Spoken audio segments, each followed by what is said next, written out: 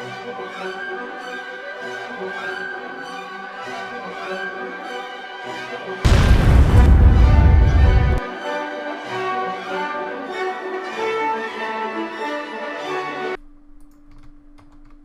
everyone, welcome to Fiaura. So for the new people, and there's a lot of you, first off I want to give a firm shout out to Pointy Haired Jedi, who has not actually sent me a replay. So I can't actually return the favor that he has given me yet. It's up to him if he wants me to do that. So thank you, Pointy Haired Jedi. Here's your shout out. I will give a link in the annotations at the end of the video and in the description for your channel. In the meantime, for those of you new, normally there's a warm-up battle that kind of goes in. That's either, if it's a guest star replay, I try to use one of my own replays. If it's one of my own replays that are the feature, then I use a guest star replay. So, what we have here is the KV-1S driven by M. Dodd on Sand River. If you would like, you can click the annotation, or there is a link in the description to skip directly to the main feature, if you'd like. However, if you want to sit here and watch, let's do it. So he is moving. He is not actually equipped with the 122 derp gun, but instead is equipped with what I think it's an 85 mil. I know it's not a very large caliber gun, but it is effective. And the KV-1S does sacrifice some armor to gain mobility and a faster reload rate. Poor M2. That wasn't even a fair fight. It is still a KV-1 hull, though. And as you can imagine, that it's pretty tough. Oh god, it's another low tier. Oh, that wasn't even right. And of course, you know, small caliber gun, quick reload. T-40. Russian accuracy. Accurate when Stalin reaches up from grave and says so. However, there's another M3 Stewart down here who is about to find out what ramming speed is.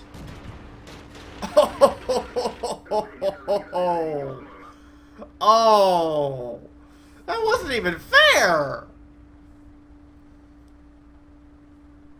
Remember, people, this is still technically just a KV-1 with a weaker turret. It's still a KV-1 hull. Oh, that hurt. That hurt to watch. He is being very aggressive, and I approve of the aggression. But it is a measured form of aggression. He's engaging one opponent at a time, making sure he can beat that opponent down, and then move forward. And at the same time, he's looking, as he's moving, you guys notice he's moving around these rocks and other obstacles to ensure he's moving through covered positions. This is so he's not getting shot at from the sides by the guys up over where his platoon mate has engaged. And his platoon mate and him were probably coordinated over TeamSpeak as well, so when he started doing the rush, his teammate pushed up so that the guys on the K line would have something to shoot at. Now the enemy tier 5s appear to have all gone one direction, or in the case of this Crusader, camped. A Crusader is by far not a very effective tank at camping.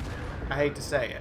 A Crusader is a much more effective harasser and flat out, I mean, to me it's one of the most overpowered tier 5 tanks in the game, but it has to be used properly.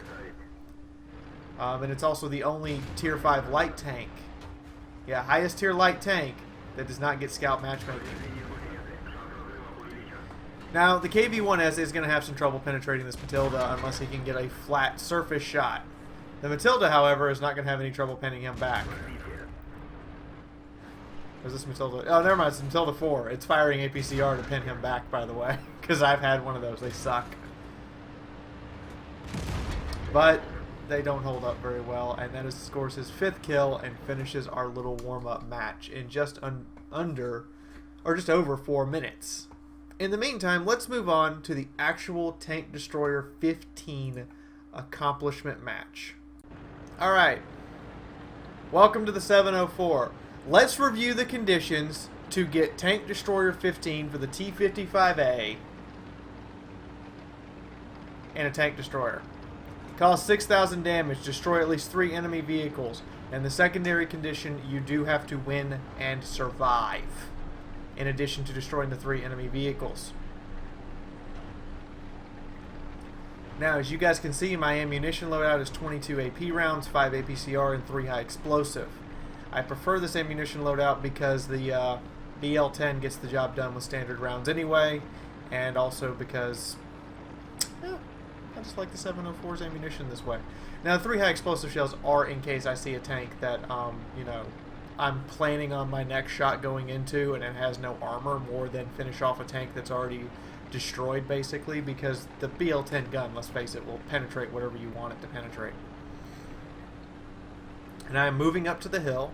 I did take a second to check my map, which is what I was looking around for. I was making sure that I was going to have some heavy tank support in addition to the medium up here, because otherwise we would be in vast trouble if we actually pushed up onto this hill. Now, my next phase is I'm actually not one of these players that likes to sit back. Those of you from Pointy Hair Jedi's channel saw that I was aggressive in an SU-100Y. How do you think I'm going to be in a heavy tank that has no turret? Because this is what the 704 really is, guys. It's a heavy tank with no turret.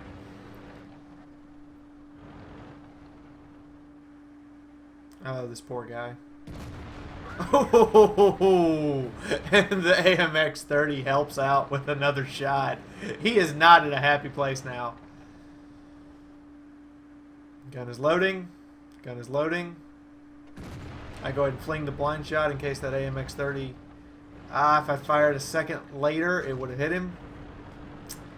I do take a lot of blind shots, as you guys know, because a lot of the time they actually do hit if you motion predict what the enemy's gonna do properly.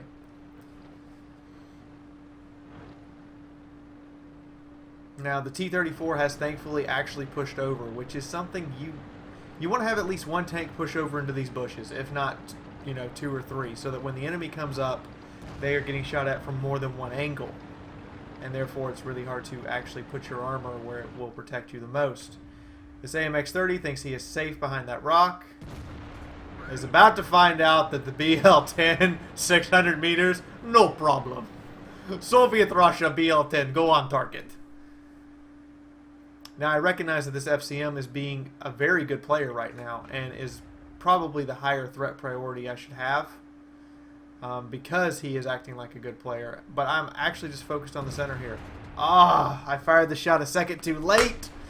I fully admit it, and it went high on top of that, so even if I'd fired it on time, unless it hit his turret, it was not going to do anything.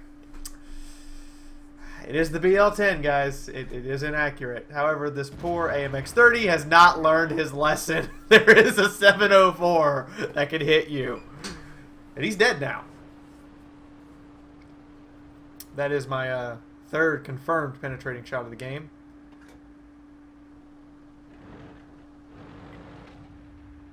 Try to get a shot on this T-34 if I can. I take a guess. I'm guessing I hit the AMX-30 corpse. I mean, there's nothing threatening us on this hill right now, so I am not particularly worried about my reload time. There's nothing actually up here that's posing a threat. I take a guess shot at where the T-34 should be. I don't know if I'm right or wrong. I post up here. I use that tree in front of me to provide concealment. And then I fire at where the 54 was last spotted because he didn't move. But there he is again. That 54 needs to die. We are losing now, by the way. And again, I'm using those trees to give me cover, so I'm not spotted. And then I get spotted when he pulls back. Which means artillery is a threat right now. Several tanks are shooting at me. But again, the 704 is a heavy tank with no turret. 120 millimeters of armor sloped at 60 degrees. It's fairly tough from the front and from the sides. Or at least the sides of the superstructure are fairly tough. And the side skirts are fairly tough. It is from the tracks down that you have severe issues with actually absorbing firepower. Now, I put a blind guess shot at the last spot of that Panther 88 because I figure he hasn't had a reason to move. And you guys might say I'm wasting ammunition. in a sense, yes. I am trying to make people think they're spotted. I'm going to take the risk of poking over here, and it pays off. E50M. Doesn't matter where I hit you, E50M, it's going in from this angle. I'm above you, and I have an insane penetration. Now, if you guys notice, only 3, that's the 4th shell, only 4 shells actually penetrated. 1, 2, 3, 4 shells bounced. So I did pay for that maneuver in spades. I will fully admit it. And now I have to play very conservatively. The E50M was correct in moving to engage the enemies on the hill. I, however, know that that FCM in the middle is the biggest, well, E50 is now the biggest threat, and I'm going to get shot more because these two T-32s are still playing ultra-conservative. They could, both of those T-34s could pull up and kill that E50M right now. They could derp through his frontal plate with their massive guns from an angle where they are above him, and he would be dead. No questions asked. 440 average damage, more than enough to kill him. But neither of them are coordinating or reading the chat, and I am absolutely frustrated with them. I'm trying to get them to push up and deal with it. I'm also waiting on this AMX-30 who has relocated to the center where we need somebody to spot this FCM. I'm trying very hard to get them to go. As if they went together, this would be fixed. And you know what? I would support them if they would move up and go. But they won't. Every enemy that we have to face us besides artillery has been spotted as well. We know where they all are. Just nobody's doing anything right now. FCM bravely tries to move up, and I take a non-sniper view shot, and he's done. It's my second kill. I really want these T-34s to go over. I keep typing in chat, go over, because if they do, I will support them.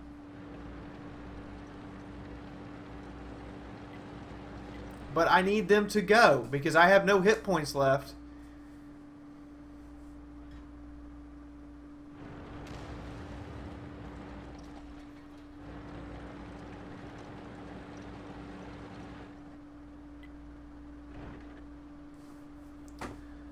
I can't do it. I can't push over.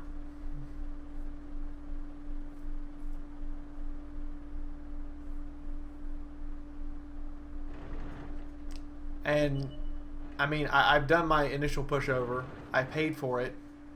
I really need these two T-34s to man up. I hate to say it. I have bigger balls than you. They had to put them on my chest, but that's exactly what they did. But in the meantime, these guys are not 100% heavy tank, and because he withdrew like that and allowed the guy to spot him, he got killed by arty bait. Now I'm gonna come just flying over. Screw it. So long as I hit him, he dies, and I keep driving. I bounce around off of my hull. I keep going fast and hard. I know the arty's on us. There's a hit. There's the arty shell. I am fortunate the arty shell didn't actually kill me, and that whoever tracked me is not sticking around to put another round in me.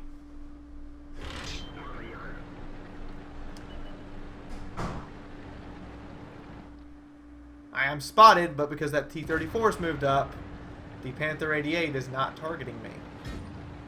He fires another round at me, but again, this thing's upper plate armor is ridiculous. It stops 200 to 250 penetration guns easily, and can be angled to stop higher penetration guns. I've actually blocked E3 rounds with it. It is absolutely ridiculous at how much penetration this thing can deny. As Cheeky 71 gets in a sneaky kill shot, we're still not winning. We have not been up in terms of number of tanks this entire game. And this T-34, of course, is I've come to the realization that, no offense to him, he's pretty brain dead. Like, he saw where the Panther went and still drove all that way around there to get in position to shoot anything. Thankfully, our prototype has stayed hidden and alive. And rather than pushing over potentially into their guns, we're going to turn back. The T-71 knows better than to poke up right now because as far as he's concerned, we're all headed towards him. When in fact, we're headed back to the middle. I've pretty much determined this AMX-30 is a reliable ally, and the 34 is not.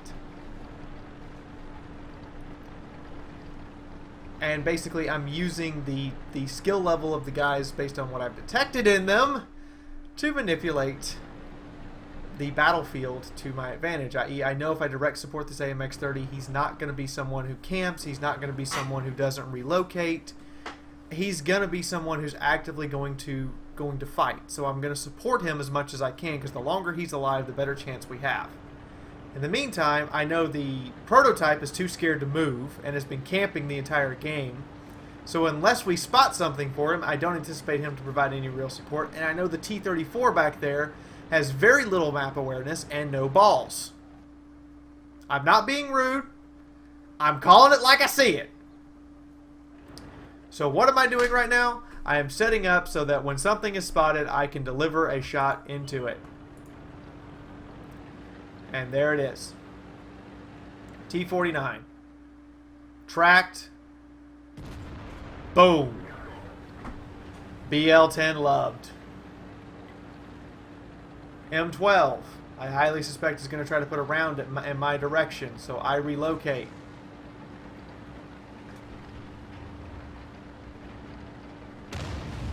Yeah, he tried.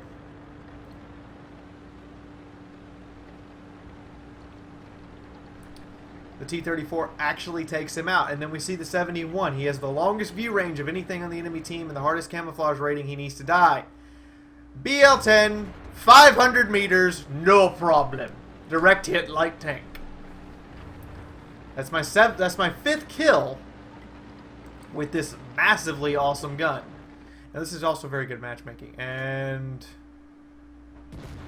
there's my sixth kill. I'm supporting my teammates at this point. I'm making sure that anything spotted I can shoot. I come up over this ridge. I'm going after the arty. Like, I am a super aggressive player when especially when it comes to going after the enemies that are left. There's the artillery. The AMX-30's in no position to shoot him. The 34's in no position. Snapshot for the 7th kill. Now, before we move on to see the stats of these matches, let's take a look at my live stream reaction at the end of this match.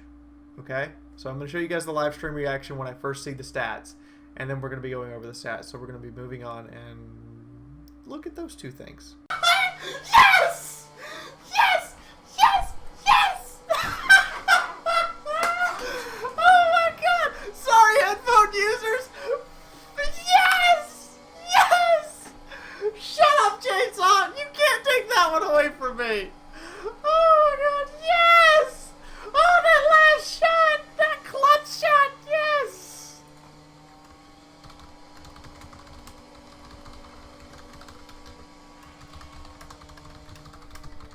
What you just managed?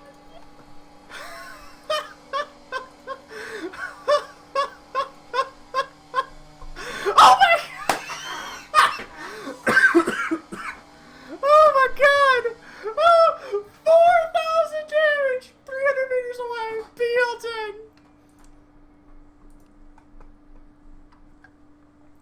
Yes!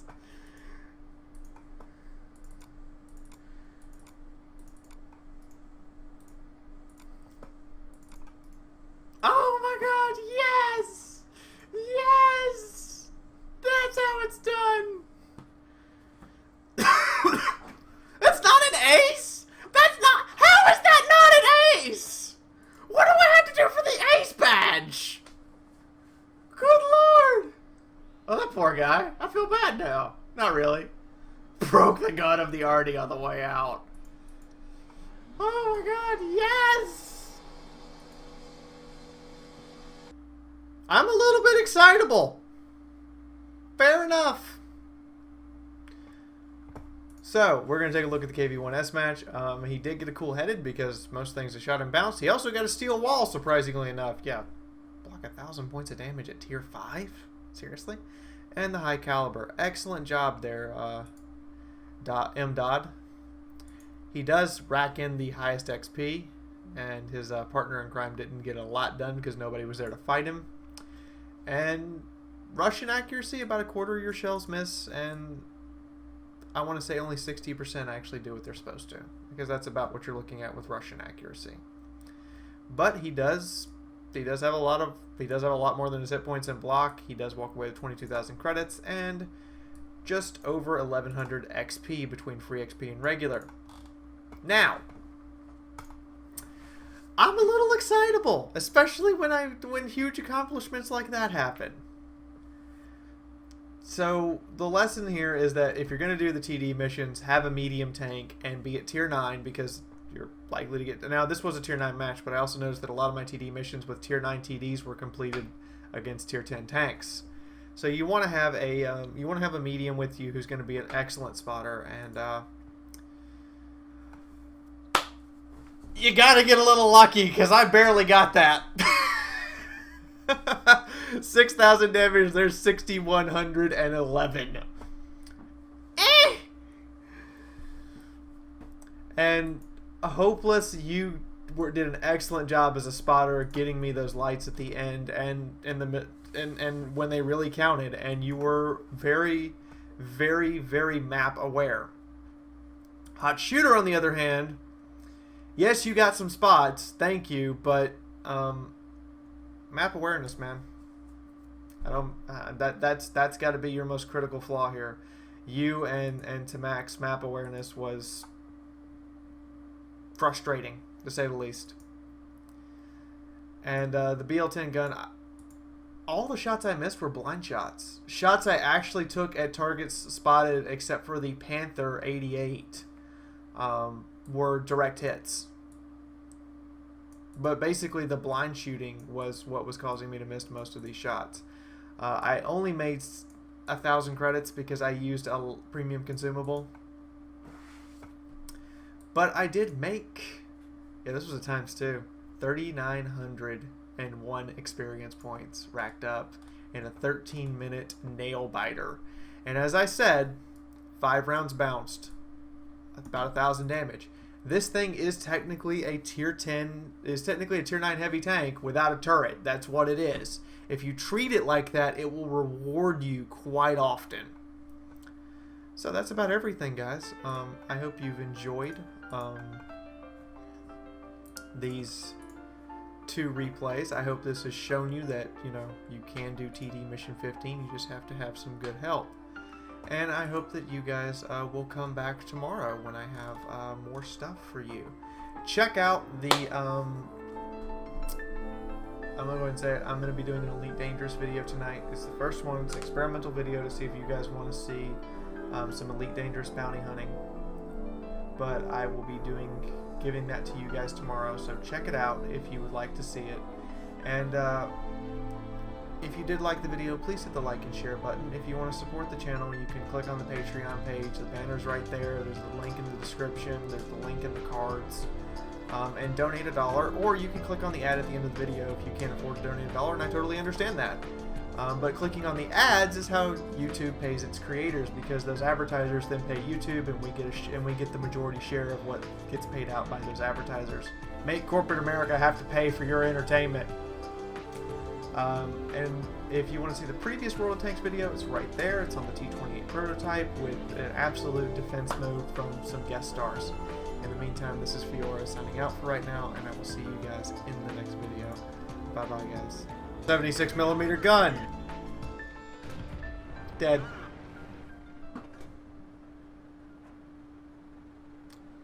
And now...